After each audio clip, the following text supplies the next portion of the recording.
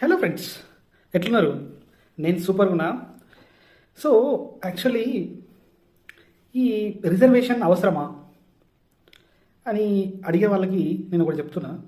Actually just చాలా think చేసిన తర్వాత ఏంటంటే, ప్రివిలేజెస్ ఎవరికైతే లేవు అంటే, ఫస్ట్ పుట్టుకతోటి వాడి దగ్గర డబ్బు ఉండడం, పుట్టుకతోటి వాడు మంచిగా ఎదిగి ఉండడం, లేదంటే అన్ని వసతులు దొరకడం, వసతులతో పాటు వానికి అన్ని చదువు అన్నీ సక్రమంగా దొరుకుతున్న వానికి ప్రివిలేజెస్ ఉన్న వానికి బేసిక్గా ఈ రిజర్వేషన్ అసలు అవసరం లేదు, దాని ఆలోచనే అవసరం లేదు.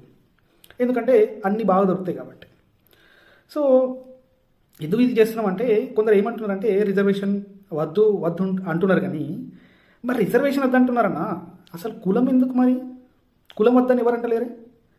మరి కులం కుమ్మలటం వల్లనే కదా అసలు రిజర్వేషన్ గురించి ఎక్కువ మాట్లాడుతున్నారు, అవునా కాదా?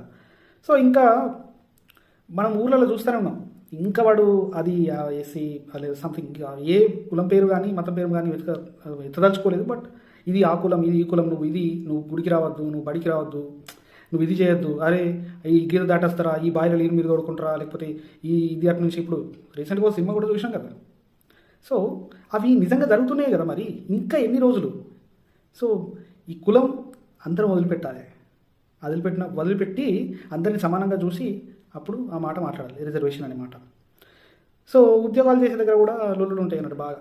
అది ఒక కోల్డ్ వార్ లాగా జరుగుతూ ఉంటుంది. అది వాడు పలానా అని తెలిస్తే చాలు, వాడిని కారణం చేసుడు, అడ్డమైన మొత్తం ఇక అంతా రాజకీయాలు, పిచ్చి పిచ్చి రాజకీయాలు చేసుడు అనేది స్టార్ట్ అవుతుంది. సో రిజర్వేషన్ అనేది ఖచ్చితంగా ఎందుకు అవసరమో ఆలోచించండి ఒకసారి. సో ఇంకోటి ఏంటంటే, గతంలో చాలా అంటే మిషనరీలు వచ్చినాయి. అసలు మైనార్టీలు అంటారు, మైనారిటీలు అంటే రెండు మైనార్టీలు అనుకుంటారు. ఈ యాక్చువల్లీ నిజానికి భారతదేశంలో రెండు మైనారిటీలు చెప్పుకుంటారు, ఒకటి క్రిస్టియానిటీ, ఒకటి ముస్లిమ్స్. ఇవి పక్కన పెడితే మన ఒక హిందూయిజంలో మైనార్టీలు ఉన్నారు. వాళ్ళు ఎస్సీ, ఎస్టీ, ఇంకా ఓబీసీలు, వీళ్ళంతా మైనార్టీలే. సో ఈ మైనార్టీ వర్గాలు అంటే యాక్చువల్లీ ఓబీసీలు అంటే ఇప్పుడు పెద్దగా ఉండొచ్చు, కాకపోతే నిజానికి ఎస్సీ ఎస్టీలను ఎట్లా చూస్తారు? ఇప్పుడు అక్కడి నుంచి మొదలు పెడితే అందరినీ ఒక రకంగా చూసుకుంటూ రావడమే. వీడు ఈయనే ఉండాలి, వీడు అంటే ఇక ఒకటి ఉంది కదా, మన ధర్మశాస్త్రం అని రాసిరు కదా. So we should not encourage.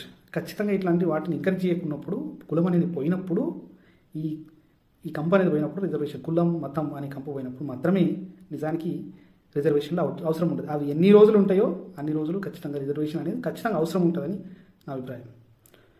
So ఈ పోస్టు చేయడం వల్ల ఏదో నా మీద ఇది కట్టడం అట్లాంటి